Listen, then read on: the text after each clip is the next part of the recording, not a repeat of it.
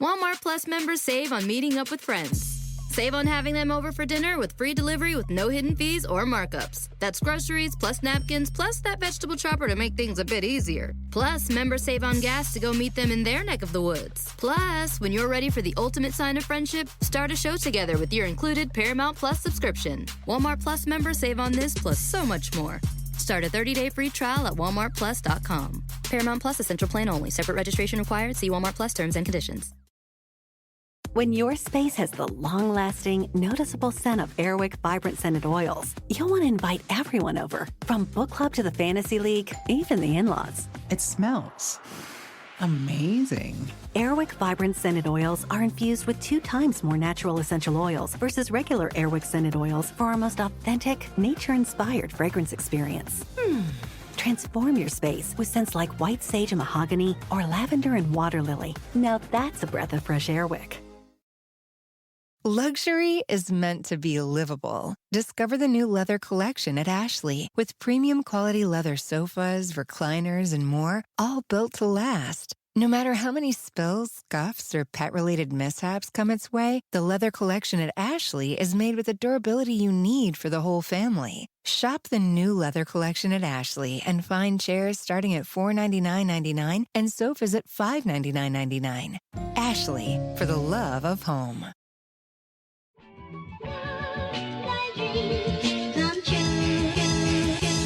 Welcome in to another edition of the JMU Sports News Podcast. I'm Bennett Conlin, joined by Jack Fitzpatrick. It's March.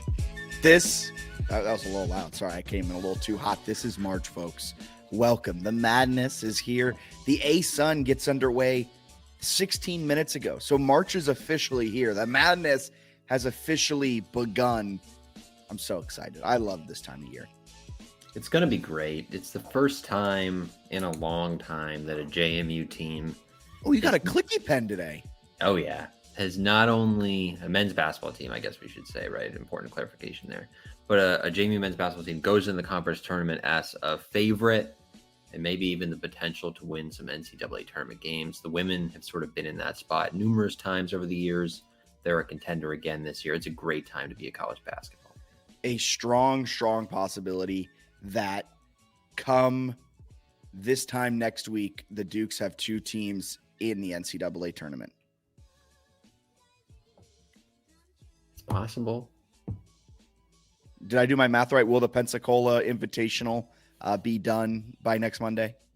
Yeah, they play the men, I guess, I guess they both play on the Monday. So I think the women get the afternoon slot because, God forbid, they get like a cool TV spot or streaming spot time-wise. And then the men, I think, are Monday night. So, yeah, we'll either do a real late one or we'll do a Tuesday one. We'll figure it out. But that's perfect because if they're tipping off on Monday, that means you can head on over to 3 Notch, get your Minuteman pours in, drink some Minuteman beer over at 3 Notch. Or if Minuteman's not necessarily your jam, you can pick from any of their awesome brews at the Valley Collab House right there in downtown Harrisonburg. Yeah, I think Minuteman's pretty good. But then you enjoy that. Then you go in Tuesday because you're celebrating the fact that JMU's going to the NCAA tournament for the first time in a decade. You get a half off on a case. You can go back in later in the week, watch some ACC tournament games if you want. In Virginia, I don't know if they'll be playing on the Friday or exactly how it works. I'm pretty salty about them, but they'll be playing. And you can get first half Fridays. You get to try out a new brew in the Valley Collab House. What's better than that on a Friday afternoon, evening, night? Nothing at all. It sounds like a perfect day. So head on over to our friends at the Valley Collab House with 3 Notch. Locations also in Charlottesville, Richmond, Virginia Beach, Nelson County, and Roanoke. So a lot of places you can get your 3 Notched fix. Another place you can get your betting fix is Bet Online. It continues to be your number one source for all of your basketball wagering needs, including pro and college hoops throughout the year. Up to the minute odds, stats, and trends. You can follow your favorite team's path to the playoffs with in-game live betting, contests, and all the best player props. Experience the best wagering platform anytime from your desktop or mobile device. Head to Bet Online today to become a part of the team. Remember to use promo code BELIEVE. That's promo code BLEAV for your 50% welcome bonus on your first deposit. Bet Online, where the game starts. And before we go to our friends who are both luxurious and laid back, I wanted to tell you a quick little story, Bennett. Okay. You know how you're the lightest weight in terms of alcohol known to man? Yes. I Aside from think like infants. maybe. I think I have you beat. You personally? I'm doing the 75 soft, so you only drink during the 75 soft challenge in like social situations. So I've cut down like alcohol consumption 99%. That made me sound like an alcoholic. I'm only drinking with people now, so it's never. Yeah. But like it's made my tolerance so little. I had one Yeah. beer and I was like, I'm Bennett. I'm drunk. Get it now. Yeah, I get it. So I get your plight. So when you go to Minuteman Monday with 3 Notch, be a little wary. So because you could be drinking some Minuteman beers, and next thing you know, you want to go to our friends that are both luxurious and laid back. There's a reason Christopher William Jewelers has been voted Best of Virginia year after year. It's not just one thing that sets us apart. It's everything. It's the selection, extensive and unmatched, with every engagement ring, loose diamond, and fashion jewelry chosen for quality and brilliance. It's the service. From our diamond experts to our master goldsmith, our team shares a passion for what they do, and it shows. It's the atmosphere, both glamorous and laid back. See for yourself why people can't stop talking about Christopher William Jewelers in Harrisonburg and Weir's Cave. Come on. Oh, I know that guy. So sorry about that. A little teaser to what's coming next. Starting off today's episode, we're going to dive fully into breaking down what's going to happen at Pensacola, men's basketball, women's basketball. Maybe see if kind of those second half collapses are something we should worry about for men's basketball, or if they're just kind of a blip on the radar and they'll move forward going into Pensacola as they look to punch their ticket. Same with women's basketball. We'll update some injury stuff, the emergence of Annalisa Goodman, and preview their stuff going into Pensacola. We got a packed episode as well with football to talk about because the schedules dropped. You got baseball, softball, some swim and dive stuff in there. Lacrosse is in there as well. But lacrosse is going to be what starts us off today. We sat down with the women's lacrosse head coach, Shelly Clays, about 4 or 5 days ago and talked with her about kind of the overall success of the Dukes this season and overall success of the Dukes really since she's taken over and has turned them into a perennial power. He's the head coach of the JMU lacrosse program to the podcast for the first time. Shelly, thanks so much for taking the time. Absolutely. Happy to be here with you boys. Yeah, we're excited to have you on. Obviously, the program's had a ton of success in recent years. This year, 5-0 start, win over North Carolina in the opening game. How would you assess the early season schedule for your team?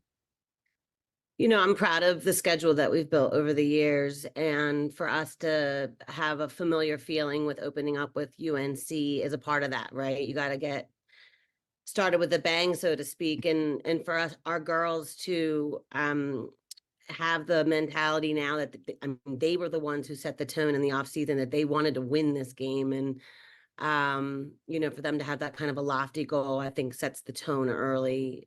And I'm excited to see they actually followed through with the action.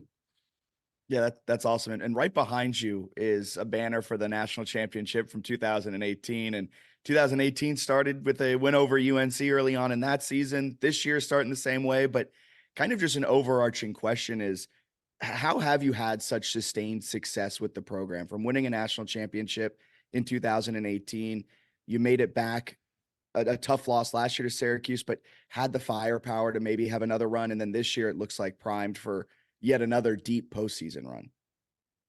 Well, I think that's literally what all us coaches are trying to do is find a way to experience that feeling of seniority again. Because a lot of times it takes special people to be able to have success and then to have repeated success when you have a dynamic where coaches leave and athletes leave, hopefully after 4 or 5 years, which we've benefited from. So I think that's part of the success.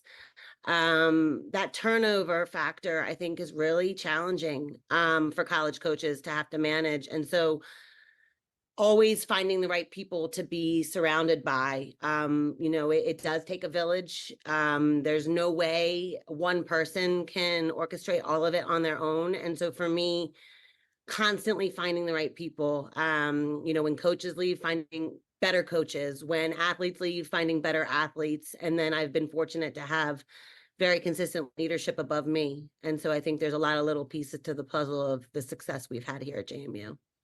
That makes a ton of sense. How do you go about keeping players for 4 or 5 years, especially in sort of this new era of college sports where that seems like a challenge for pretty much everyone else? Yeah, that's a great question. And the first thing that came to my head was, well, we're not trying to keep them happy. And I think that that's what a lot of people would think is happening for you to keep your athletes. This is an elite level program. We're working on trying to make our athletes feel empowered by the process itself, through the grind, feeling good about successes, but also feeling good about failures within the program, and that everyone's experience is going to be uniquely to themselves, from the players down to the coaches again. And so trying to not, even though we're all so competitive and we thrive on comparing and contrasting, and trying to not do so much of that within the own program, because we all are going to have different roles. And so I think that's a big part of my job as a head coach, is creating this environment where, regardless of their role, they feel like they're getting better every day and growing with the team. And that's how I think we can retain the athletes that are finding success. They still feel like they're getting something out of it. But then the athletes who are also doing the grunt work behind the scenes and are never stepping out on the field, they feel a part of it too. And so we're not losing the top or the bottom. Yeah, that makes a ton of sense. And excuse me, awesome insight. One of the players that has stuck around for a while decided to come back, use their last year of eligibility, Isabella Peterson. I mean, she has her name across the JMU records book. I think coming into this year, she already held the records for goals and all the fun, flashy numbers. And she's just gonna, just dominate and destroy every single one of the records even more. But what does it mean to have kind of one of your big time players that gets all of the headlines decide to come back and use that last year of eligibility? Well, I think it speaks to the story, right? The Breeze did an article about her recently and keyed in on the fact that we were the only offer that came her way. And so I think we're trying to ingrain in these student athletes to remember your roots, and to make that a part of your value system, and to never let your ego get too big, for your own britches, so to speak, right? So Bella's a huge part of that. She came here ready to work. She had uh, uh, a little chip on her shoulder from the recruiting process. And we've been just trying to channel that energy into the right place. And she's had a great experience. So, it feels good to take a program on your back like she has, in her time here at JMU, and to really catapult us back into the national scene. Is there something you look for in the recruiting process for players like Bella who maybe go under recruited, but obviously have pretty tremendous potential? Well, I think when you sit down in a field, the top 10%, everyone can see that. It's obvious. And so, yeah, you notice that, but then you also see who else is competing and which of those athletes do I feel could be better than the ones that the eye just draws to right away. And Bella was one of those players. And, her size, whether or not she was going to continue to grow strength and speed, quickness, agility with that size, that was the big question. But her being a multi-sport athlete, having great training regimen off the field, and then, you meet her, right? She was just so determined. I felt like she had a lot of the intangibles to reach her full potential. And then this last game, kind of narrowing in on this season, you were without Peterson due to the red card she picked up against Towson, but Maddie Epke came on and did what Epke does. It seems like, what is it like having Peterson, and then when she's out for a game, you have Epke, and then just kind of this deep roster of talent? It seems like that you can just kind of plug and chug, replace and see, and things keep rolling. Well, that's why we were able to come up with these big results, right? I think leading into the UNC game, everyone knew who Bella was, to your point. But who else did we have? And I think that Maddie has done a great job of changing the angles that she's dodging from. She's coming from more high than low. She's able to get down to net, so to speak, turn the corner really well on her defenders. And she's creating a nice little triangle vector with Isabella coming from the left side, Maddie coming from the right side, and then having Caitlin Morgan and Casey Knobloch coming from behind the goal, right? So you have just a really balanced offensive unit now that really puts a defensive unit, it stretches them to be able to have enough defensive players that can take away all of it. And depending, one or the other can step up game day, right? Maddie's shown she can do it multiple times, which has been great for us. Yeah, no, the offense is insane at this point. The defense, a lot of young faces there. What have you seen from the development on that end? Seems like they've had some nice performances early. Well, when you originally started talking about the success, one of the things that came to my mind was COVID era and just how hard that was for every program to work through. And I think this concept of culture came out of it being really important again, right? And so, one of the things that I thought we did a really good job with was working on positional flexibility, right? Making sure that everyone had a really good foundation of an understanding of what we were trying to do defensively. Even though we were zoned, we could move people around and not just have this one or two players for this one spot. And that mentality and practice regimen, I think, paired with the next man ready, which was another huge challenge that we had to overcome in athletics. The person that was practicing all week could just be gone all of a sudden, and the next person had to step in even if they didn't get the reps. It was crazy. And so now really taking those two concepts and putting it into a whole unit, right? So you have so many people graduate. We have 5 newcomers currently in this starting lineup. A couple sophomores like Courtney Quirk with her just really fast feet, able to cover a lot of space, really helping with our ability to extend and get out on ball. But she's also got really great hands and takeaway ability. So you're seeing her break up a lot of play as well as clean up a lot of trash in the ground balls. Caitlin Bowden, sophomore, coming in the cage. And then you have your upperclassmen like Nikki Marshall, who got moved from more of the inside of our system to the outside. Alex Piracino stepping up and playing high with Quirk a lot of times. And then the freshmen, right? Ava Bleckley coming in and owning that crease with Nikki, and Maddie Waybrek giving us legs and adjustability on the defensive end. She can come in and we can move any personnel around to clean up some things that we're seeing mid-game. So yeah, we're really loving the defensive unit itself. And then the middies are just, they're covering a lot of ground for us. You'll see Taylor Marchetti, Maggie Clark, Bree Manella, Josie Pell coming all the way down to the crease to cover space, not just playing high. And so, all the players are really extended in their roles, and I think they're playing well. It's been great to see. That's awesome. And there's a lot of names there, but I want to back it up to Caitlin Bowden, the sophomore keeper. She's replacing Kat Buchanan, a fantastic keeper in her own right. And now all of a sudden it seems like Bowden, that's some big shoes to fill, but she's done a fantastic job this year. What have you seen out of the sophomore in the cage this year? Well, I think it speaks to goalie world itself. Again, the practice environment that we have here, because you've seen that the last couple of years, right? You have Molly Doherty, who dominated the position for 6 years. That's a long time.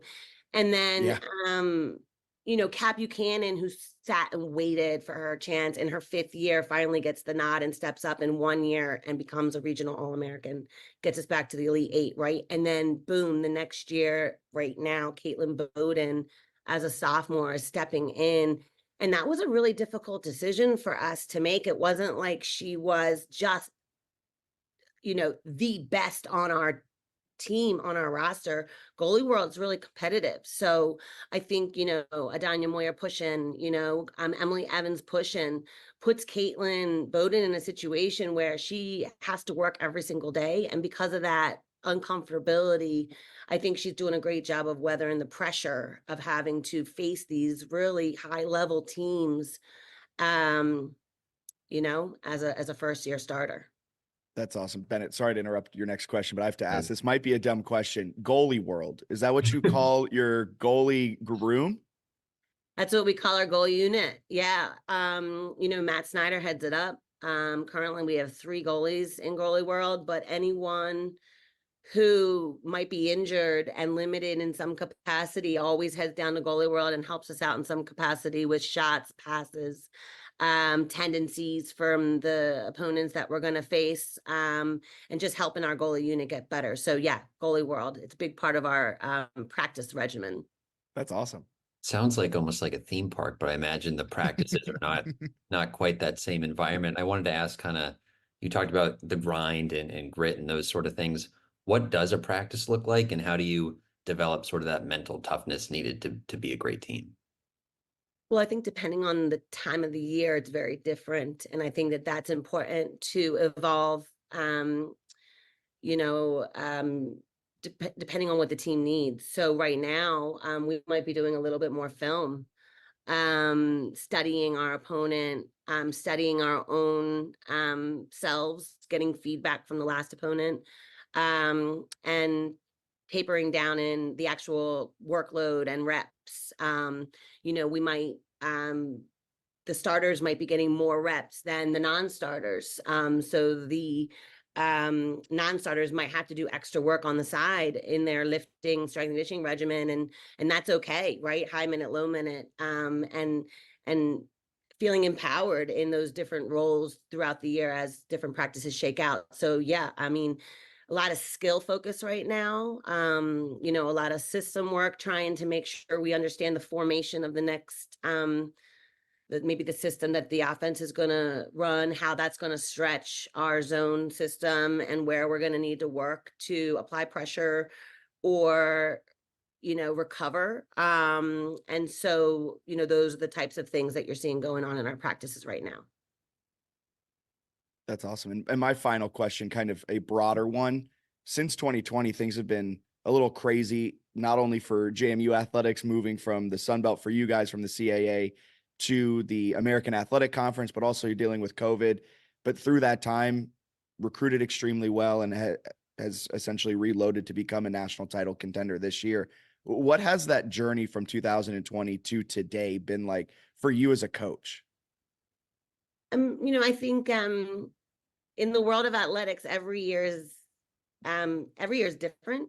You have to redo your work every year. So I kind of feel like it's been a challenge the last 2 to 3 years, but I feel like the entire 28 years of college athletics has been a challenge. So it's no different. It's just evolving with the times. So now the challenge is, mental health is way more part of the conversation. Culture is a way more part of the conversation. Social media is way more a part of the conversation, and how we manage those different factors. You're talking about the portal and recruiting, and what is the message that is out there about our program, and what we're focusing on and what we care about, and how we're dealing with all of this. And I think that luckily for us, some of those factors have always been a part of the conversation. And so nothing's changed really for us. We've always cared about mental health, a balanced perspective within our program, even though we're one of the best programs in the country.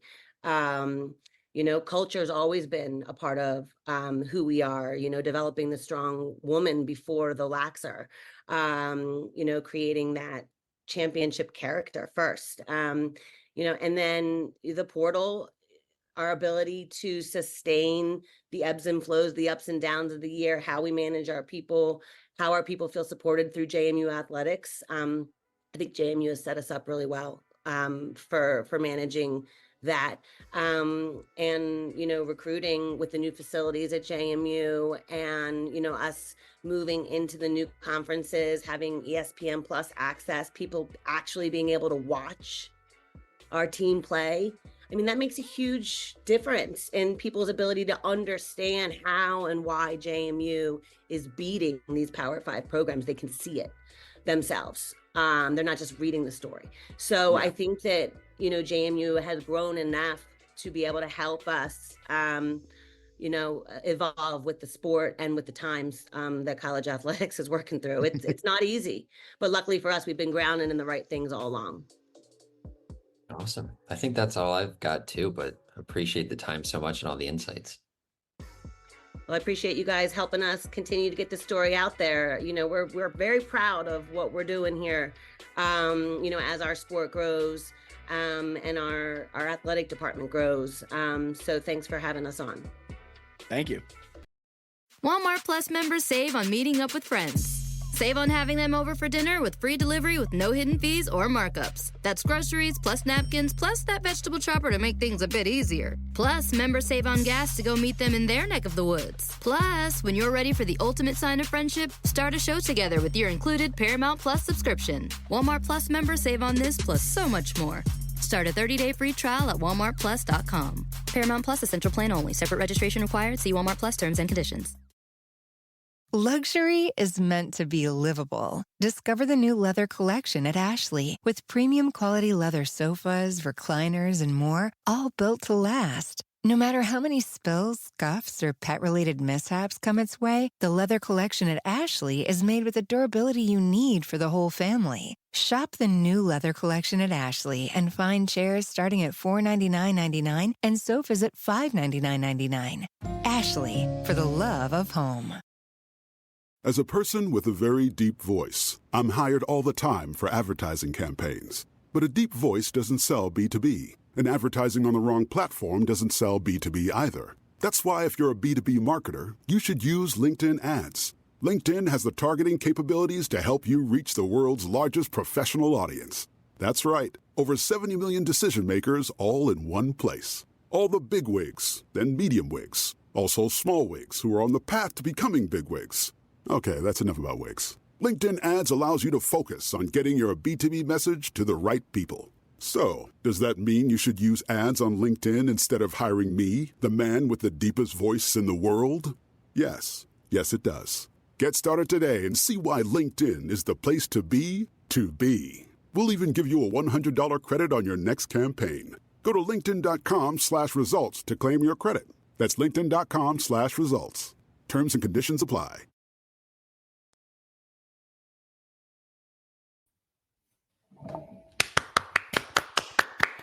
It was great talking with Coach. Yeah, she's awesome. Obviously, they're rolling again this year, number 2 in the country. That was before they beat Furman 21-9. So they're doing well. They're looking good. They're very good. It's impressive. They're very good. They're led by, you heard her talk about it, Isabella Peterson, Maddie Epke, kind of on the attack with Caitlin Bowden in goal, and that whole defensive unit. I think she just kind of talked about them, about how great they've been this season, and it's kind of a younger unit back there, so expect them to grow as this season goes on. And I think this team has a lot more growth to do, and lacrosse can be. Maybe I'm bullish by saying that national title is squarely in their sights.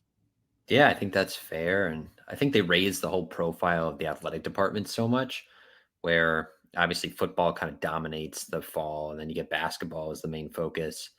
To have a spring sport that can contend for national titles is huge for keeping your athletic department relevant for like a full athletic year. Yeah. I mean, next up, it'll be baseball with their 7-game win streak, but we'll get to that in a little bit. Now we're going to take it on over to the hardwood. I'm trying to see where all my lower thirds are. They secured a number 2 seed for the Sun Belt tournament. And so that means they'll head down to Pensacola, not having to face off against App State until the very final round.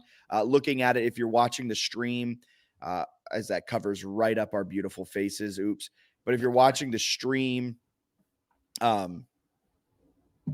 don't know where I was going with this. Benny, you can take over.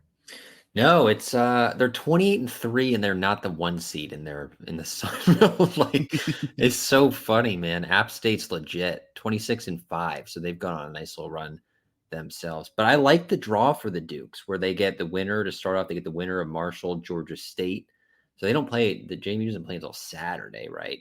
So they'll play Saturday, Sunday, Monday, Money Monday if things go according to plan. But the first matchup, Georgia State and Marshall, feels really favorable. I think they match up great with both of those teams. After that, like I don't think Troy's that scary. They haven't played them in the regular season this year. Yeah. And they've been solid this year. They're just I don't know if they're necessarily dangerous. They're just like a solid group. And then I think the championship could be a battle. But I think if you're App State, you're a little more fearful because Georgia Southern has been playing some really good basketball. Arkansas State and Louisiana have both played good basketball as well. Whereas JMU, I think you've actually got maybe a better draw as the 2 seed. Yeah, Louisiana boasts arguably the second best player in the Sun Belt. You could argue TJ Bickerstaff, but that might be a little bit of our bias showing. Louisiana boasts Kobe Julian. Arkansas State, they've been playing like a 3 or even a 2 seed down the stretch, and that's who you're going to have to face off against in potentially the semifinal round. And then waiting for you on the other side, if all things go to JMU's plan, a JMU team that has kind of revenge on its mind. You've knocked them essentially out of the at-large bubble, and now all of a sudden the Sun Belt has 2 teams vying for that one spot. And not saying that App State won't be playing for a lot, because of course they'll be playing for a lot, but a motivated team with revenge on its mind, that's a tough thing to do. It's tough to beat a team 3 times in a row. However, does it worry you at all that JMU might have to face off against Georgia State in that game?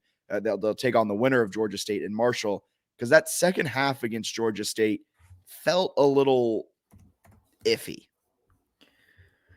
They've played some, I guess, inconsistent basketball the last 4 road games, but I do think playing at home gives you a nice little boost. Yeah, they didn't close great against Georgia State. I guess they didn't close great against Coastal. They kind of go on some stretches where they've done this before, right? Where they go on a few tough stretches, but they have enough like elite stretches where they're fine. I'm just not worried about the Georgia State matchup. If I'm not mistaken, that's the like perfect Terrence Edwards one. I think he scored 30 in the game.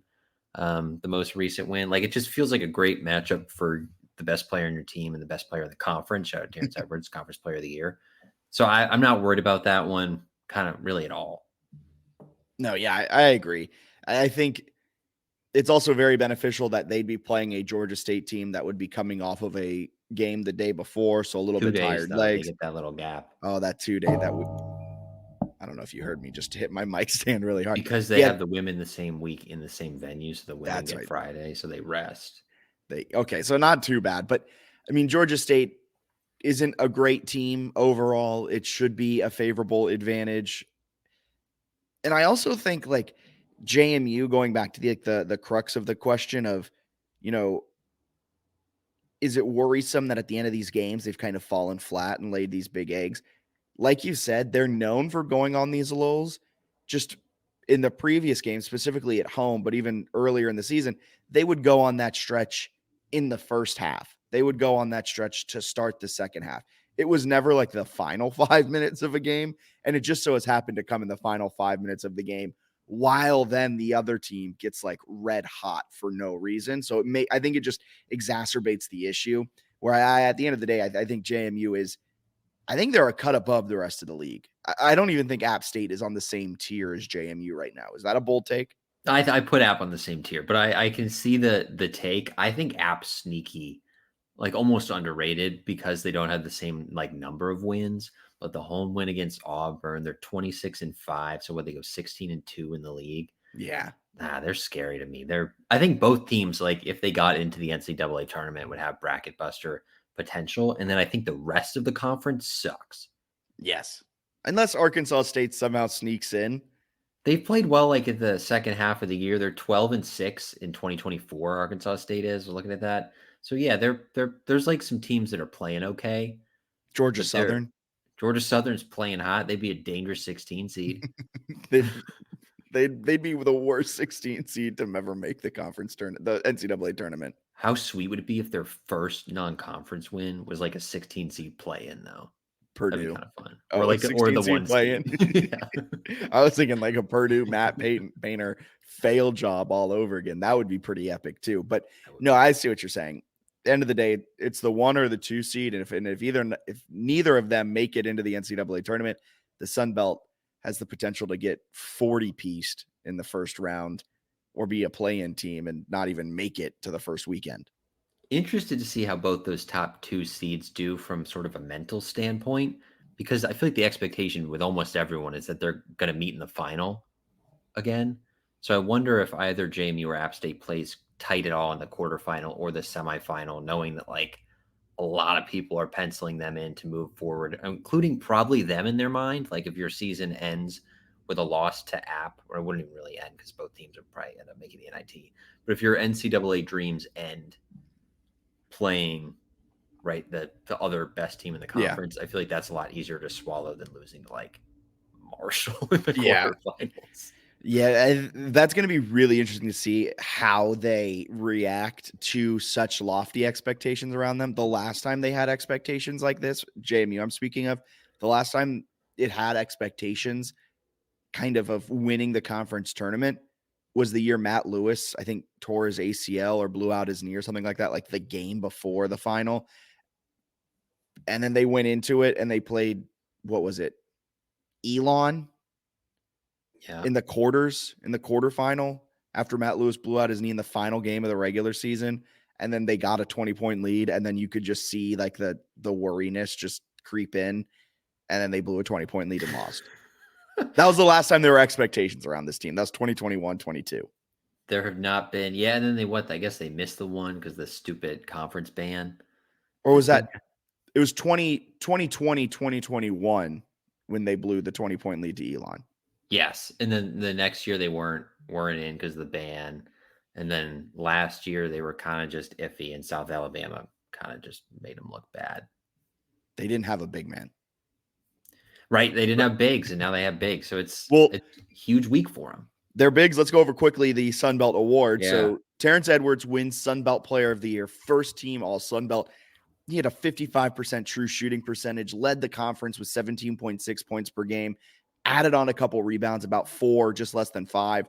I realized when you say it without the decimal, he had 4 rebounds, just less than 5. Like, yes, that is the order of numbers. That is how it goes. I think he had 4.6.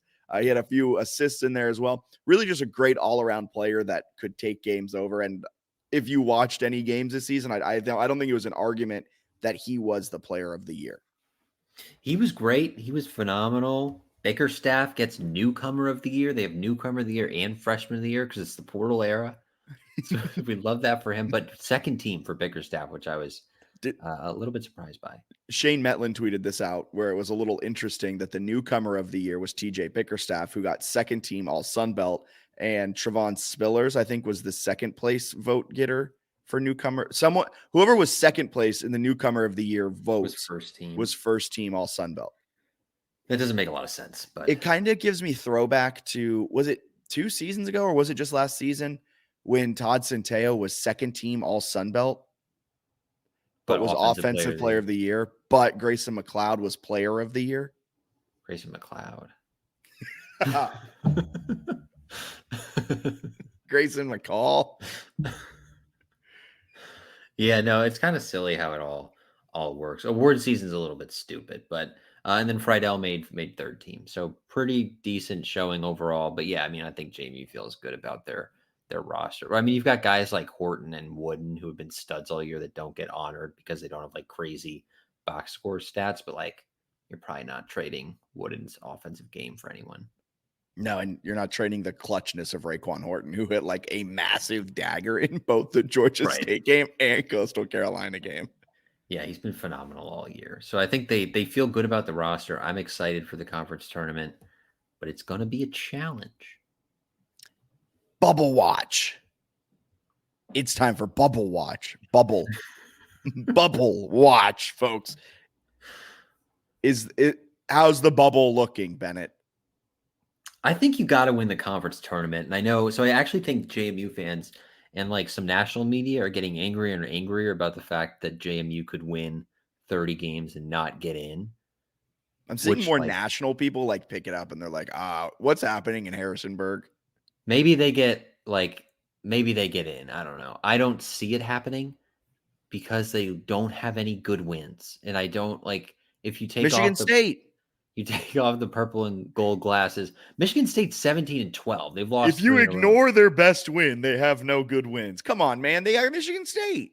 But Michigan State's like a 10 seed. Michigan State's not like an Yeah, and elite we're an win. 11, therefore a good win. It's a quad 1 win, but it's like, they don't have anything outside of Michigan State. I don't think any team that they've beaten anymore is inside the KenPom top 100. Akron just dropped out. Cool. They don't have any Q2 wins anymore. That one lost. I think Louisiana was and moved to Q3. They have 1 win against quad 1 and quad 2. All of their other wins are quad 3, quad 4. I think they have 20 quad 4 wins and then a non-division 1 win. You know how there's just nothing on the resume. How awesome that App State game would have been to win at App. That's a quad 1 win. Would have been. The one at App though is a quad 1 win. Granted, the one at home's a quad 2 win. So you're kind of your point of they only have 1 quad 1 and 2 win. Kind of go. Yeah, they have a terrible resume. So you think in your mind there's no chance that if they make it to the Sun Belt Conference tournament final and lose by 3 to App State on a buzzer beater. And I know I'm talking in wild hypotheticals of what if this, that, and the other. All of that has to happen. Is there a chance that they get in the NCAA tournament? I would say there's like a slim chance, depending on what else happens with the bubble and how the committee views like metrics. Like JMU's strength of record is good. Their net is pretty good. Their KenPom's fine. Like their metrics are not bad. But their SOS is terrible. Strength of schedule sucks. Like it's sub 300 non-conference on KenPom. That's 340 out of like whatever it is, 360 teams or however many there are now. But it's one of the like 25 worst non-conference schedules in college basketball. And I know there are so many people that love to be like, look, they didn't know Buffalo was going to suck when it was scheduled, or they thought some of these teams, they thought Kent State would be better. That's all true, but it shouldn't matter for them, their resume. It's not like the committee's not going to let them in because JMU thought Buffalo was going to be good. Could you imagine if I took an AP class in high school and I got a D and I was like, but I took the class. You got to give me some credit for trying. And it's like, well, no, it still didn't work out for you. And it's like, but I tried so hard. Give me the B. They look the part of an NCAA tournament team. I think they would play well if they got into the tournament. I think they're deserving. I also think they're going to hurt themselves with the strength of schedule. When you're looking at a team that doesn't have any or has 1 quad 1 win, no quad 2 wins, it's a challenge. Yeah. And you said their non-conference strength of schedule was one of the worst, one of the 25 worst. It doesn't get much better when you bring in conference too. So I think they go from one of the 25 worst to one of the 50 worst schedules when you also include the Sun Belt portion of it. They don't have the schedule to be like, to point to the 30 wins and be like, but we have 30 of them. Okay. I don't think there is a precedent though for leaving a 30-win team out. I don't think that's ever happened. That it's so rare to have. Like, this is where I struggle with it, right? This has never happened before. So does the committee want to make this an example of it where it's like, you have to have better wins? Or do you think they go, but you did win 30 games. You only lost 3 at that point. If you lose to App State in the championship, 4, you've lost 4 games. You're 30-4. I mean, I hope they get in. I just don't think they will. If they do, I think it would be almost guaranteed that they're playing in the first 4 in Dayton. How much did those 2 losses against Georgia State and Coastal Carolina, where in both of them in the second half with under 10 minutes to go in both games, they had 2 wins. What did I say? 2 losses. They felt like a lot. Man, I'm really bad today with my. You're hating on them today. But both of those wins, you had a 20-point lead in the second half with under 10 minutes to go. It was how different. How different is this conversation if they had ballooned that up to like a 30-point win? They teased, right? They teased with those giant margins that would really boost the metrics, and then didn't end up winning by a gazillion. So I mean, we'll see what happens in the couple Sun Belt tournament games before the final, assuming they win those games. I think they're a deserving team. I also think there's a decent chance none of that matters and they just punch their ticket because I think they're probably the best team in the conference. Yeah, unless Justin Apson blocks 15 shots again. See if they run back that same game plan. I would like to see that final again. I would too. I think it'd be a great game. I would be on the edge of my seat the entire time. Yeah. And I would be yelling things at the television every time they drove into the lane. Yeah. I guess my last point on Bubble Watch here is if they play App again and lose to App, it's tough to be like, our schedule gets better in the Sun Belt, and then be like, because of this team, and they swept us 3 times, one in our place, one in their place, one on a neutral. I think that would be really tough where you're like, I think they're 0-1 in quad 2 now because they still have a quad 2 loss. So they'd be like 1-3 or something against quad 1 and 2. That doesn't look great. No, not at all. That's a good point. And also a point I want to get back to is, man, if Southern Miss had been without Andre Gerbello for that game, does that change anything? Yeah, you avoid like the terrible loss, and then you could be like, if you only lose to App, you're like, our only losses were to one team, and that one team is like in the field and beat Auburn. Like, I think that would help you too. So there's so many like shoulda, coulda, woulda. But okay, here we go. Who wins the Sun Belt Conference tournament, men's? James Madison. I like that. Who do they beat? I think it's JMU and App in the final, and I think JMU wins by like 10. Really? I think JMU. Wow. Maybe I'm being a little boisterous. Maybe I'm being a little too. Maybe I'm looking at this game with my purple tinted glasses on. You've played them twice. You know what doesn't work, right? Like, you know what doesn't work. Please don't do that again. Plus, JMU has a little X factor in their back pocket that they haven't had the first 2 games. I'm not saying he's hot, folks, but I'm saying he just dropped 16 on the Chanticleer's head and went 4 for 9 from deep. That's right. MG3, Michael Green III, he's back.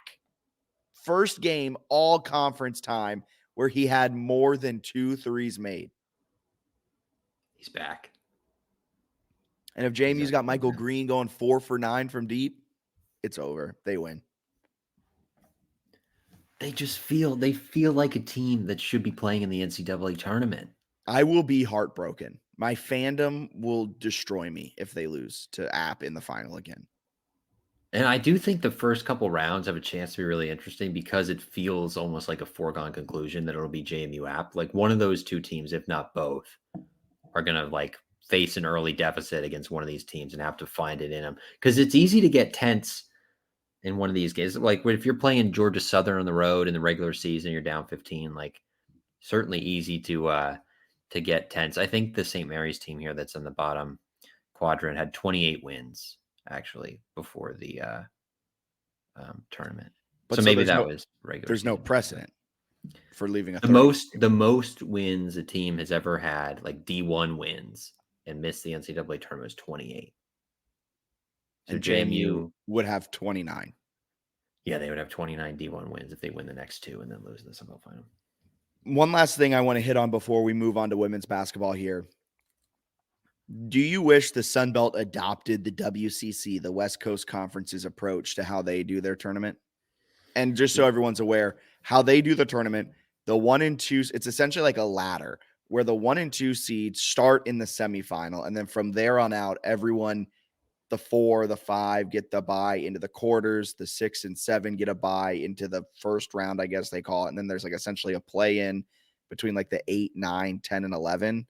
Where the 8 and 9, so it's a ladder system where if you're an 8, 9 seed, you have to win 4 straight games to get to the championship. I actually like that. It doesn't make for like a particularly entertaining conference tournament necessarily, and obviously favors the crap out of the regular season top teams. I just think that makes sense because you're trying to get your best team or one of your best teams into the NCAA tournament where they could potentially win games and make the conference money. That feels like it should be valued. Also, it's I don't know. Like if you win your regular season title or finish as a top 2 seed, you should have a significant advantage in terms of getting to the NCAA tournament. I agree. I put it out on Twitter as like a potentially hot take, and it seemed like it actually wasn't that hot of a take, and most people agreed with it. One person, Middle Tennessee beat writer Sam Doughton, said the format makes it the WCC format of not having your top 2 teams play until the semifinal round makes it harder to sell tickets, and it gets significantly harder logistically the more teams that are in the league, how you kind of set that up going outwards. I think you just cap it and you only let's say 8 teams into the postseason tournament. The goal for these tournaments is to get your best team into the NCAA tournament so that in the end, you can then have the best opportunity to win a game or two in the NCAA tournament, thus making a lot of money for your conference. Yeah, also like the ticket stuff for the Sun Belt seems irrelevant. Like, I don't know how many JMU and App fans are really going to go to Pensacola to watch a championship on a Monday night. Yeah. Imagine the atmosphere if this was in Roanoke. Imagine if it was in Roanoke, but it's not. So I don't know. I don't care about like the conference tournament tickets. It seems different if you're like the ACC, where like all these teams are going to travel to watch like a great basketball tournament. Yeah. Like the Sun Belt's a little bit different, where it's like it's not great basketball and you're only going to watch your team. You can travel though and watch men's and women's because it's in the same venue, same place, rotating nights. JMU women's basketball, they'll get going down in Pensacola as the 3 seed. They finished their year up with a dominant win over ODU. And so the women as the 3 seed, if you're watching the stream, you can see it up on the screen now. JMU would take on the winner of either Southern Miss, Coastal Carolina, or South Alabama. So Coastal Carolina and South Alabama play in the first round. The winner then takes on Southern Miss. The winner of that game then would take on JMU. That's right. Going to be hard. You think it's going to be hard? I think it's just a tough path. I think the Sun Belt women's league is a lot deeper. So like if you're able to get through that first one, then maybe you're playing Troy. Troy's really good. If you can get through that, you're facing possibly Marshall, which is really you have to like play better for longer than you do with the men's. With the men's, like JMU probably doesn't have to play a great game until the final to win the conference championship. I think that's not true for the women. That's fair. Big thing for the women, Heaven Bristow has played with the team the last 2 games, which is very big, getting her back into the rotation. Kozlova, it's still a question mark on what her availability, what her health will be during this tournament. She hasn't played with the team, I think, for the last 2 weeks at least.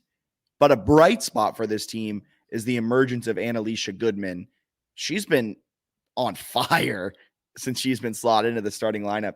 Going back to February 15th, she has played 22 minutes or more in each game. She's had in those, 6 games, 4 of them have been double-digit performances, and she's tacked on rebounds, 11 rebounds, 7, 9, 5, 9, 6. I mean, she's been really stepping in extremely well for Kozlova. And if you bring Kozlova back and get her healthy for this women's Sun Belt tournament, that's a powerful front court. That would be impressive. I don't know exactly where her health stands because I did not listen to Coach O today. But I don't think he's playing it very close to the chest. I didn't listen to him today either. But if how he's been handling it leading up to this, he probably he's keeping it close to his chest. If they get her back, huge. If they don't, it's going to be a tough path. It's going to be a tough path anyway. But I'm excited for it. I think that one has a chance to be more entertaining throughout the entire tournament than the men's bracket does. Yeah, they're playing well. They're a solid team again. I think Coach O's done a nice job positioning them where they're competitive on an annual basis. McDaniel and Kozlova, both second team all Sun Belt. McDaniel's been doing some nice stuff. We'll see. Speaking of McDaniel, Daniel Merriman wrote an awesome article kind of breaking down the overall season for women's basketball. One of the really interesting statistical polls that he had was Peyton McDaniel really like erupting recently. I think he said in conference play, she's shooting like 45% from 3. Yep. She's up around 45, I think over maybe 45% from 3. It was like sub 30% non-conference play. Yeah. Which is a big reason why the Dukes have started to find this rhythm over the last few games. Since February 15th, I'll just keep using that as kind of the baseline. Not sure exactly why, but it's just a nice, easy last 6 games type of thing. She has shot sub 50% just twice. She's a great scorer. She was a great shooter. Yeah. I mean, going back to the Texas State Sun Belt Championship game last year when she went 7 for 7 from deep, if she can find a rhythm, that just then opens it up, and Hazel can go to work. Bristow, a slasher. Daniel did a really good job highlighting Heaven Bristow's impact on the team in that piece. Her impact can be felt even more than if you bring back Kozlova. If Goodman can continue being that presence down low, it opens up her to go to work down there. This team might be starting to find its rhythm at the right time. I think they're playing decent basketball, so it'll be fun to watch them. I don't expect them to win the conference tournament, but I think they'll be in the mix. I think that I would see them. I kind of think they're going to lose to Troy in the semis, but I hope they prove me wrong, go a little bit deeper. I just think it's hard because Kozlova is one of the best players on the entire roster. She's so consistent offensively down low, and obviously Goodman stepped up. I just think it's hard sort of over time to consistently show up. I guess the good news for the women, the men, I think it's Saturday, Sunday, Monday, 3 in a row. It's Friday to Sunday, quarters to semifinals. So they do get, if they win that first game, a day of rest, which could be valuable, right? If you're playing Goodman mostly in the post and then Tynes coming in and you don't have Kozlova available, you do have a little bit of extra rest for the semifinal at least. Yeah. Does it change anything in your thought process that they just went to ODU and dominated the Monarchs 70-58? That was a huge one. Yeah. I mean, to lock up the 3 seed. So, I mean, that certainly helps. I do think they're playing well. I just think that Troy and ODU and Marshall are also legit. So it's going to be tough, but hey, they did it last year. I think there's probably some confidence in Pensacola. It's not a bad setup for them. Yeah. Over their last 4, they played them like the men all away. Still not sure why that men's and women's both were away for the final 4 games of the season, going into an away event. But that's besides the point. Over that 4-game stretch, the men did something amazing by going 4-0. Women not far behind, going 3-1. Their lone loss was a 4-point loss to App State without Kozlova. I think they're really finding their stride. I think they're really finding a rhythm right now. Are they going to win this thing? I think there's a chance that they make it to the final. Yeah, that's going to be a fun one to follow. That tournament's going to be awesome, I think. Yeah. And if they make it to the final, to me, that is huge for them. Because how we've been following this team, there was a point where it was like, are they broken? And then they seemed to figure it out. And then the injury to Bristow, the injury to Kozlova. But now it seems like they're really starting to everything's coming together. It would be really awesome if they could win back-to-back conference tournament titles, get to the NCAA tournament again. It would be huge for the program. But yeah, putting themselves in the mix again, they're sort of like a fringe top 100 net team. You're probably not asking for a ton more than that on sort of the average year for your any basketball program. So it's, Coach O's got him in a nice spot again. Especially with this entire team coming back, except for Bristow and Carol Miller. Yeah, they return a ton. So this is another great building job by Coach O to have them set up for the next few years with a really strong core. Keep it locked to our YouTube channel, our Twitter, everything like that. You can follow us at JMU Sports News. Be sure to like, rate, subscribe, all that great stuff over on our YouTube. We'll have our 3-notched weekly preview coming out once JMU knows their opponent in this first round of the Sun Belt men's basketball tournament. So keep it locked there. That's going to drop over on YouTube, and we'll post some clips on Twitter breaking down the opponent that JMU will be facing in that quarterfinal round of the Sun Belt men's basketball tournament. So that's everything going down in Pensacola.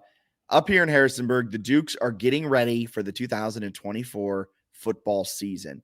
The schedule just dropped. It's official. We know who, when, where, why, and how each team is coming to Harrisonburg, when the Dukes are leaving Harrisonburg. The schedule's here. Was it like Christmas for you, or are you not that big into schedule drops? I like schedule drops. I like knowing what's happening, who they're playing, how they're getting there. As you said, Southern Miss probably by plane. I'm probably most of their away games by plane.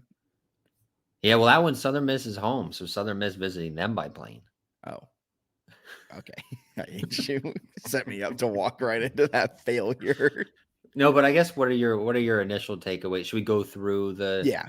12 game schedule? Well, let's first pinpoint our favorite games. So we'll break down Okay. our favorite games on the schedule. Then we'll go into letdown spots, hype scale, and then we'll go game by game record prediction. Oh my god! All right.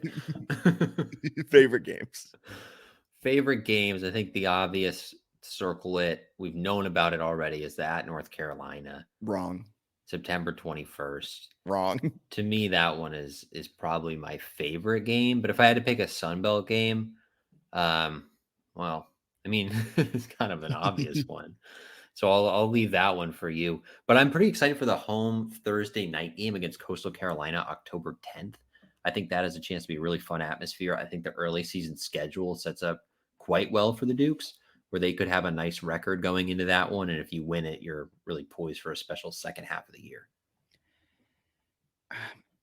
Which game did you think I was going to pick? Because my favorite game is clearly August 31st at Jerry Richardson Stadium on the campus of Charlotte, taking on the Fighting Biff Pogies. Real opportunity to show the nation what they've got. I don't love opening with two FCS opponents, but it kind of is what it is. That was so well delivered. Bravo for that one. I don't even have a rebuttal for that. I mean, they've been playing like an FCS team for their entire existence. I probably shouldn't say that. So what's your what's your real favorite game? I actually am very excited for the Charlotte game.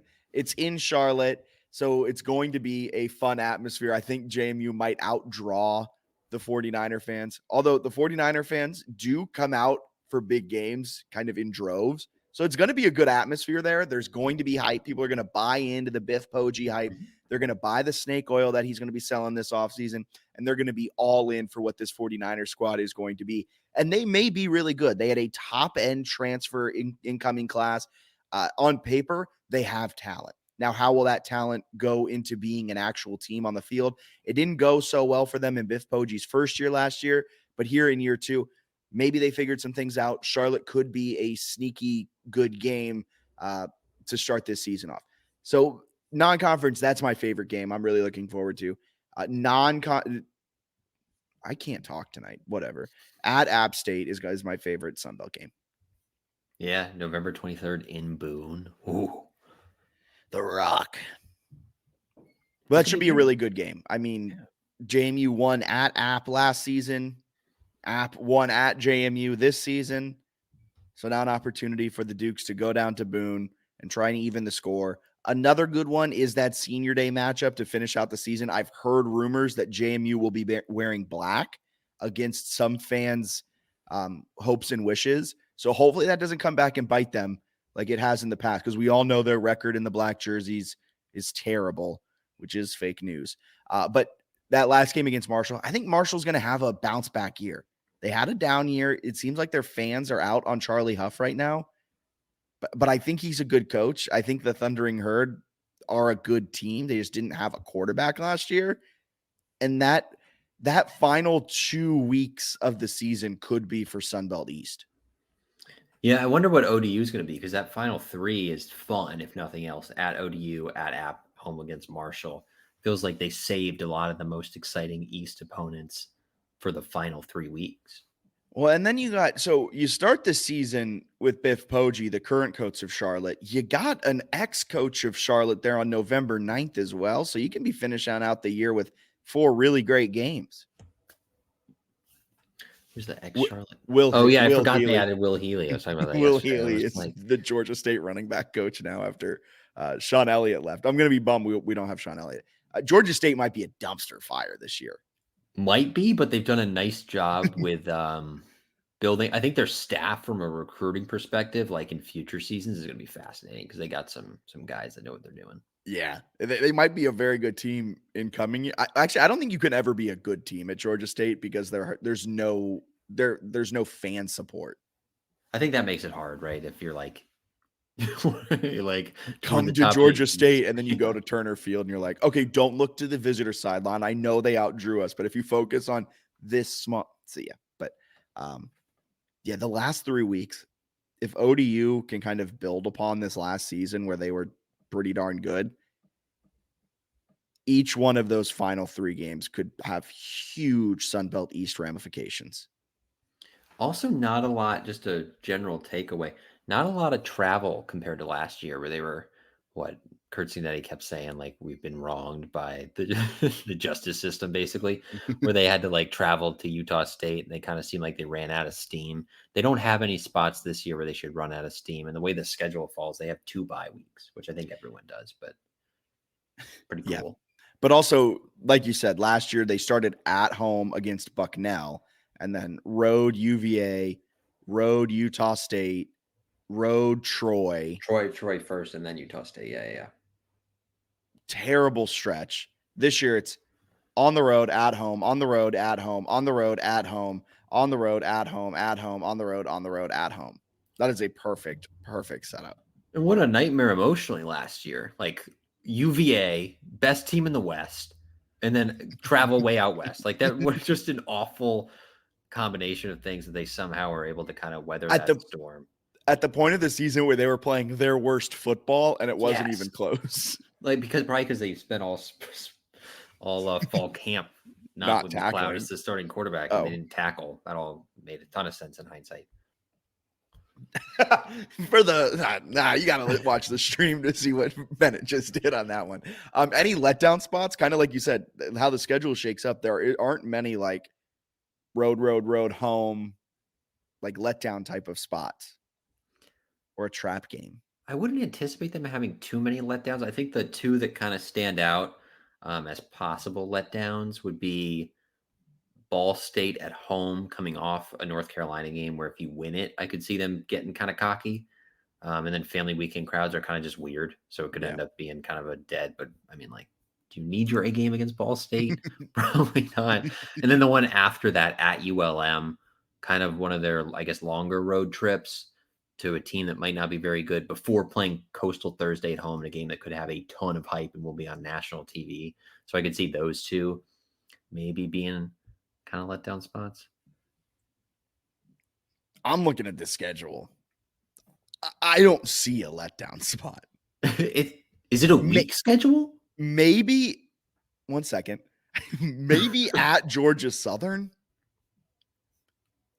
Maybe if like I had to pick one and you took that other one with Ball State, you're coming off of potentially like an emotional game against Coastal, mainly because like there's that like pseudo rivalry, even though we've outscored them 150-10 over the last 8 quarters of football. Yeah. But either it's an emotional game that's charged, that's going to be kind of head to head type of thing, or it's another like just massive blowout. And you're riding the high then at that point of probably blowing out ULM, blowing out Coastal. And you're like, we're going to go to Georgia Southern, and weird things happen in Statesboro. Look at 2022. I think that might be a letdown spot. Maybe. Got a mini bye though going into it. I know. Mini bye.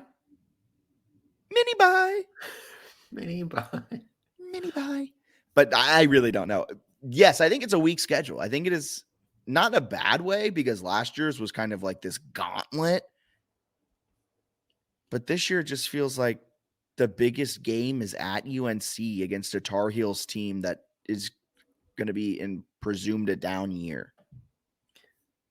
I mean, I think anything less than 8-4 without like a quarterback injury, and I feel like people are going to be pissed. Walmart Plus members save on meeting up with friends. Save on having them over for dinner with free delivery with no hidden fees or markups. That's groceries plus napkins plus that vegetable chopper to make things a bit easier. Plus, members save on gas to go meet them in their neck of the woods. Plus, when you're ready for the ultimate sign of friendship, start a show together with your included Paramount Plus subscription. Walmart Plus members save on this plus so much more. Start a 30-day free trial at walmartplus.com. Paramount Plus Essential Plan only. Separate registration required. See Walmart Plus terms and conditions. As a person with a very deep voice, I'm hired all the time for advertising campaigns. But a deep voice doesn't sell B2B, and advertising on the wrong platform doesn't sell B2B either. That's why if you're a B2B marketer, you should use LinkedIn ads. LinkedIn has the targeting capabilities to help you reach the world's largest professional audience. That's right, over 70 million decision makers all in one place. All the big wigs, then medium wigs, also small wigs who are on the path to becoming big wigs.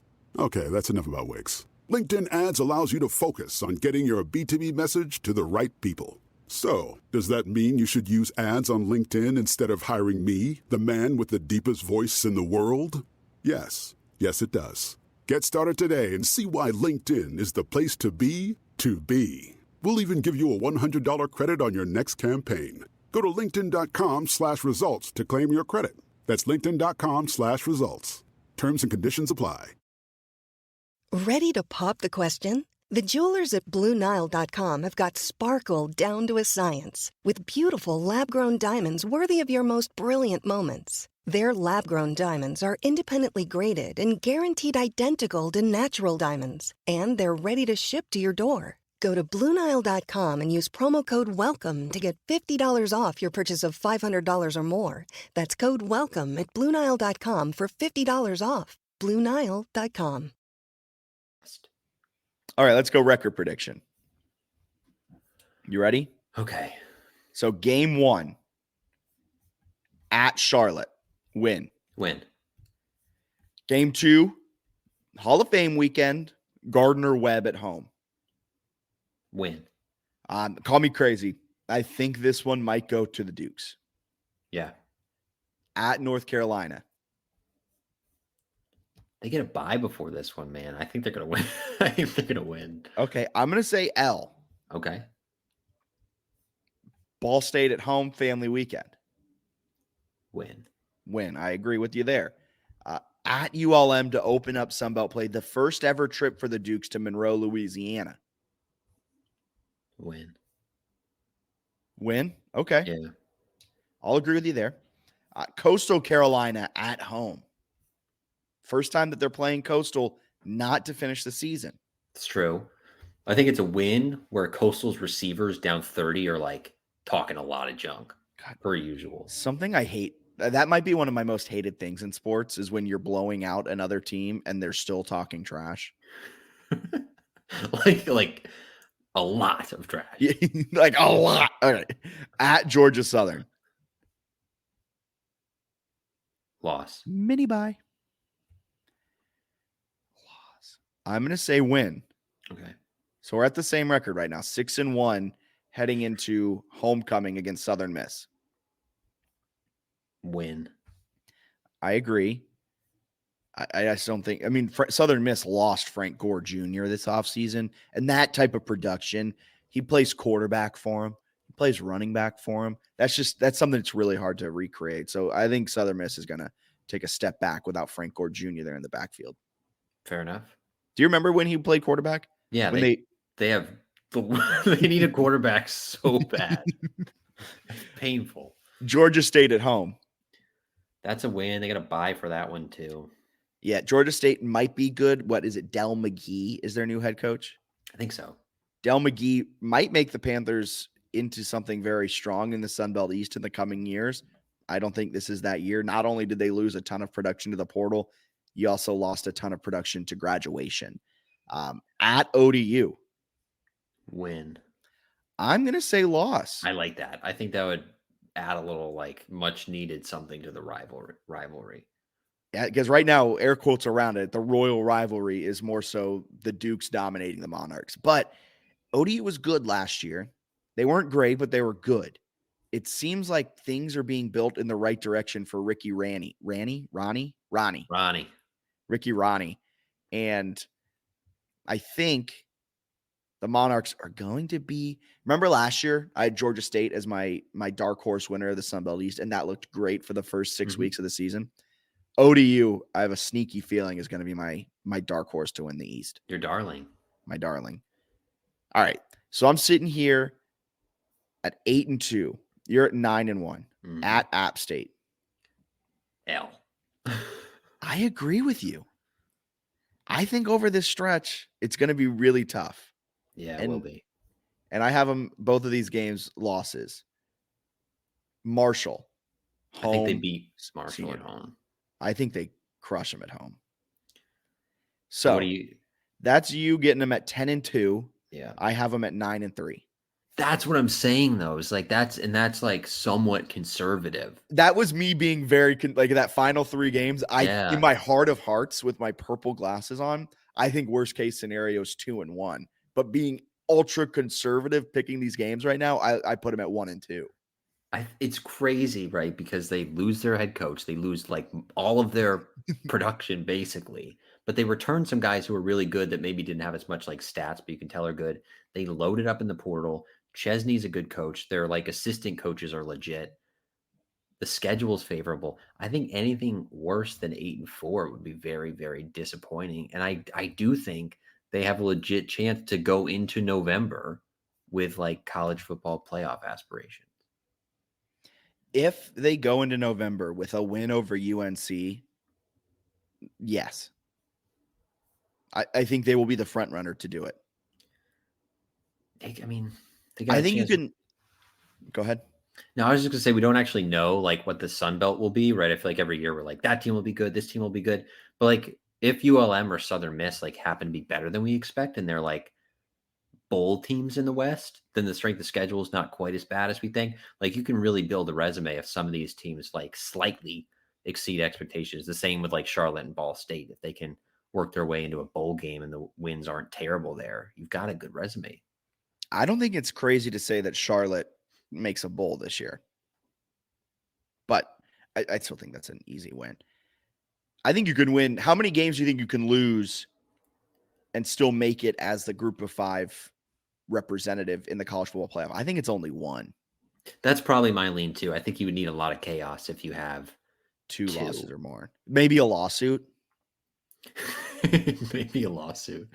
That's a good point. All right, thank you. So JMU football, they begin their season on August 31st in Charlotte, North Carolina, against the Fighting Biff Pogies, also known as the 49ers. It's going to be a great season. I can't wait. We'll be breaking things down consistently and keep it locked on our YouTube for more kind of one-off ideas and things that we have throughout this offseason for football. All right. It's time for everyone's favorite segment. Which I've prepared for sure today. We're going to hit you with not quotes. Oh, I forgot about News or Snooze entirely. Skip News or Snooze. Do you not have anything? No. Okay. I'm so glad News or Snooze is not. Is your favorite your own apology tour? The lower third for our podcast listeners. Is it time to apologize? The Dukes sit at 8-3 this season. They're in the midst of a 7-game home winning streak, which is the longest winning streak since 2003. What? Oh my God. That is from WHSV's, I believe his name is Connor. Great follow. Highly WHSV's Connor. I forgot his last name, but I didn't want to butcher it here. Ross Orr 11. Did Fitz shave in preparation for his Eikenberry apology? You know, I was trying to look all fresh, and I was like, I'll shave it off. I'll be looking nice. I'm still not apologizing. It's not time to apologize. I'm not doing it. No, it's not time to apologize. Look, congrats. You beat Cornell, the Big Red. All right, cool. I know Georgia Tech couldn't do it. I don't care. You're supposed to do this. You're supposed to sweep Fairfield. You're supposed to beat Cornell. Am I happy? Yes. They look good. But at the end of the day, you got a big series this weekend against East Tennessee, who blew out Lafayette to start the season, a plus 45 scoring margin over that opening weekend against the Lafayette Leopards. The Dukes don't have a plus 45 scoring margin on the season.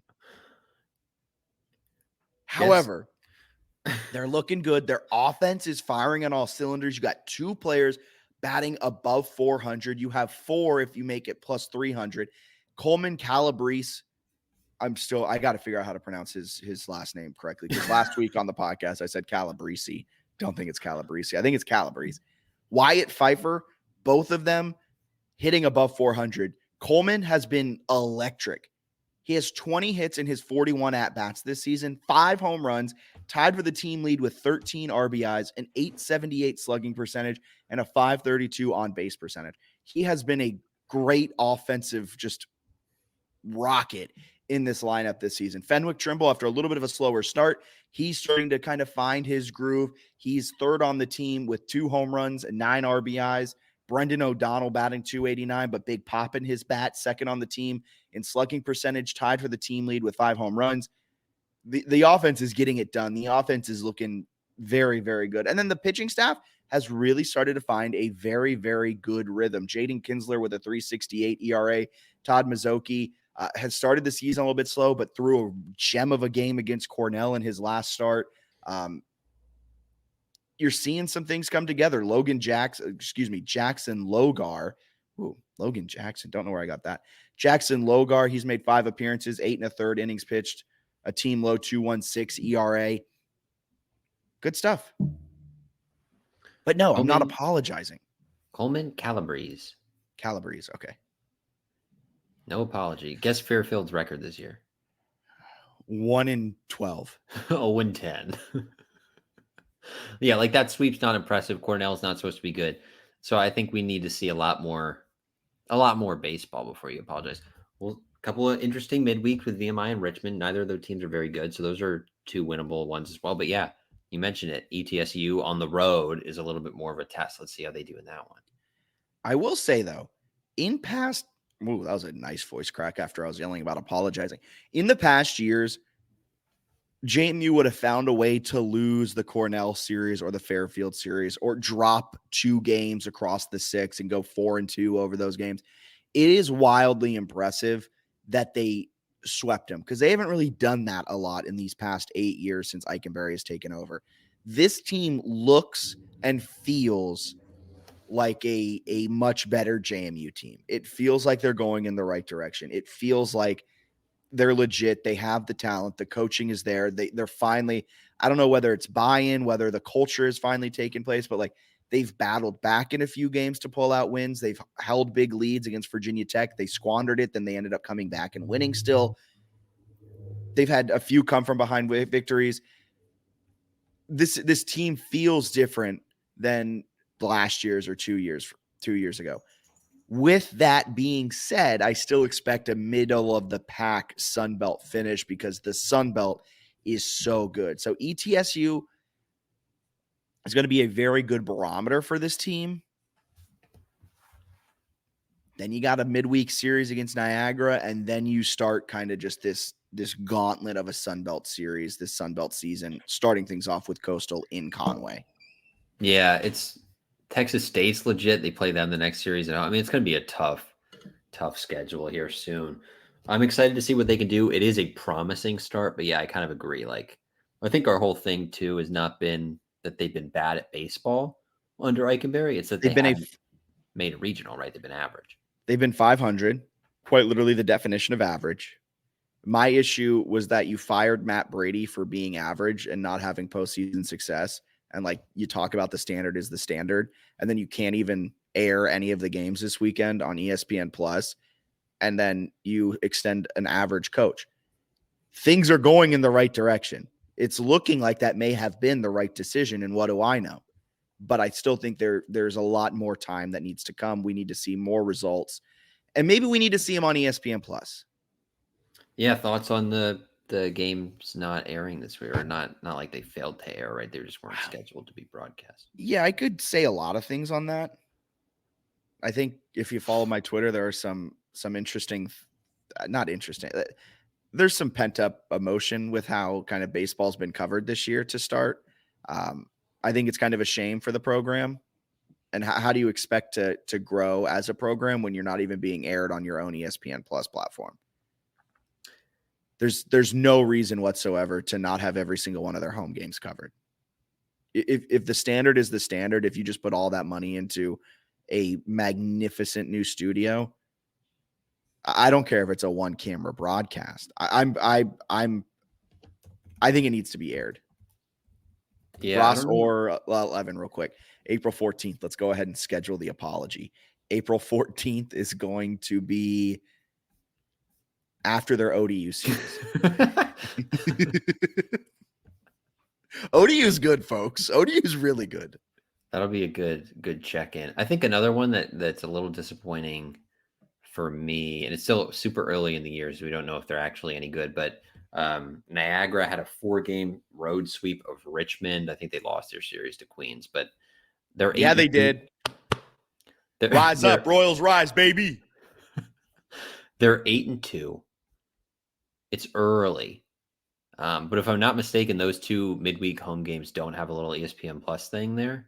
I don't know if there's an overlap with something else. Like, I don't know if lacrosse is at home. I don't know. But like, that's the kind of thing that's a little bit frustrating where it's like midweeks at home against a team that actually might not be completely dreadful. Would be really interesting to see how they play going into a Sunbelt series. To not have it aired it's disappointing. Like, I don't know every logistic that goes into airing the games, but it's to miss like a bunch of home games early in the year is pretty disappointing, to be honest. Yeah, Niagara, that series as of now looks like it won't be aired. So that means 5, 6, 7, 4 of the final 7 home games going into the conference schedule are not aired on ESPN Plus.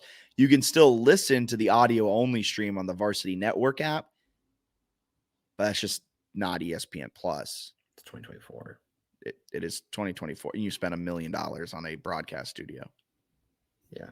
I don't know. It's hard I'm going to cut them a lot of slack for most things. It's hard for me when you have some fans or people hyping up like a graphic from a nonsense account saying they're a top 10 athletic department in the country when they don't like air all the baseball home games. Like you're better than LSU or in the same breath as LSU. I don't know. Maybe pump the brakes a little bit on some of that. Yeah, I got thoughts. I don't want to get blocked by any more people involved in the broadcast. So, well, I think the broadcasts are good too. Like they do a decent job on like giving me visuals. So I just want more visuals when possible. I know like it's hard and stuff, but like the more I can see the baseball team that's playing well, the better. Because I would have liked to have watched some of the Cornell series. Yeah, we'll move off of this. I feel like we're kind of like old men yelling, "Get off my lawn!" here at this point. JMU softball, they went 2-3 at the Arizona State Invitational, and you guessed it, Arizona. That's a great guess. Kind of a disappointing, I would say, invitational for the Dukes. I think they led Arizona State early, but ended up losing that one. Then they lost their last 2 games to Omaha and North Florida. So a losing record in this one. Disappointing. They're 12-7 overall, but I feel like they missed a decent chunk of opportunities. I was feeling kind of down about it, and I started to think about it more. I think I forget who tweeted this. Might have been like Amanda Scarborough, but she had some tweet about softball teams in the early season travel, and like if your team looks off, like maybe look at their schedule. So then I did. Probably not the easiest thing in the world to go playing in Jacksonville, Florida. You come home for a weekend, and then you go to Columbia for a really competitive, challenging weekend. And then right after that, within a week, you're in Arizona. I can kind of understand why you might struggle with that kind of travel, especially with a team that I think some of the best players are underclassmen. So a young team, ton of travel, playing decent competition. They're a good team. They come home this weekend, have some winnable games, then they play Texas State, which will be a tough series after that at home. But they're good. I don't know if they're going to make a regional because they've missed some key opportunities, but at the same time, like I think it's a young team that's getting better and is fun to watch. Yeah, I mean, one of their games first pitch was at 10:30 Eastern, 10:30 p.m. Eastern. Yeah. So that's just tough on a college kid. That's tough on anyone. I mean, imagine going to the West Coast and when your body's clock is still on East Coast time and they're like, okay, you got to play a game at 11 p.m. You're like, what? Yeah, you play Arizona State super late and then wake up in the morning and have to play 2 games the next day. It can wear on you quick. Yeah. So next up, I believe they have the Wheeler Orthodontics Invitational, I believe it's called. That's right. That's right. Some super winnable games that will be on ESPN Plus, which is one of the first times all year we've got a chance to see them because they've been on the road so much. So I'm excited to actually have a chance to put some eyes on them. Yeah, rather than just live stats. And last but certainly not least, a quick Olympic sports roundup around everything. Swim and dive, they were at the ECAC championships. They had 7 swimmers compete across the weekend at the ECAC championship. Jess Bryn took the silver in the 200 individual medley. Caitlin Fitzgerald time trialed the 200 fly. I'm saying things. Some of it I know what I'm saying. Other things I do not. Jess Bryn swam an NCAA B cut time in the 400 individual is it individual medley? Mhm. I like how you actually covered swimming for UVA. It was pretty limited. My swimming was like, this swimmer's in the Olympics. Send story. That's a lot more than what I've done in my past. Suzanne Earnshaw finished third in the consolation heat. Riley Bridgman finished third with a time of 4 minutes, 19 seconds, moving her into third in the JMU record book for the 400 individual medley. Abby McGuire got to the finals. Angela Ritchie and Chapel Ellington both also qualified for the A final in the 200 free. Nice. Then up next, 5 divers are going to head to the NCAA Zone A Diving Championship hosted by Princeton in Princeton, New Jersey. Thank you to the Swimming and Dive press release.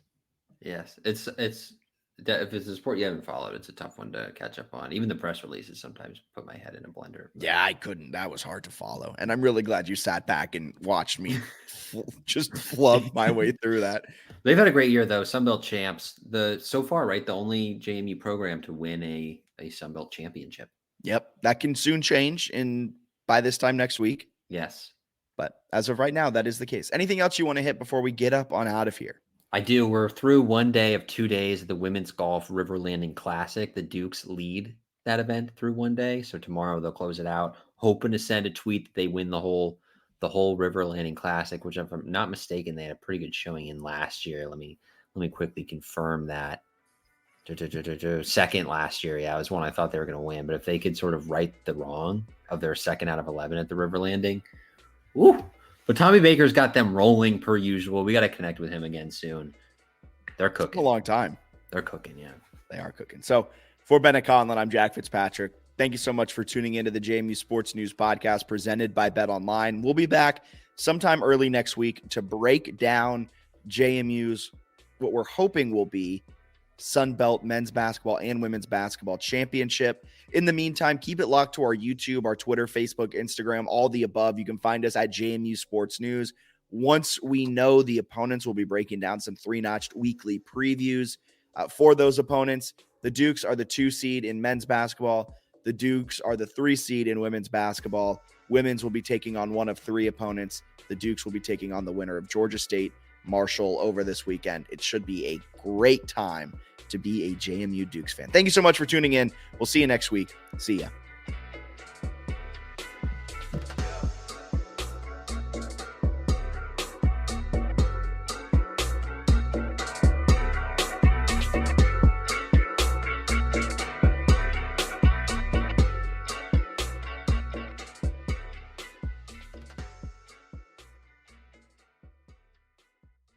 Walmart Plus members save on meeting up with friends.